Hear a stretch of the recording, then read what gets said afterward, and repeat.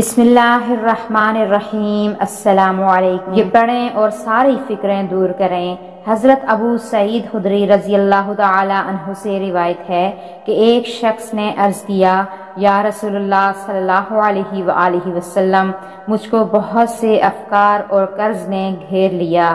تو آپ صلی اللہ علیہ وآلہ وسلم نے ارشاد فرمایا کہ تجھ کو ایسا کلام بتلا دوں کہ اس کے پڑھنے سے اللہ تعالیٰ تیری ساری فکریں دور کر دے اور تیرا قرض بھی ادا کر دے۔ اس شخص نے عرض کیا، بہت خوب۔ فرمایا، صبح و شام یہ کہا کر کہ اللہم انی اعوذ بک من الہم والحزن واعوذ بک من العجز والکسل واعوذ بک من الجبن والبخل واعوذ بک من غلبۃ الدین وقہر الرجال۔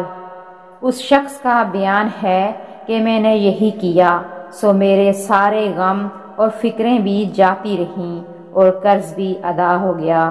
سبحان اللہ۔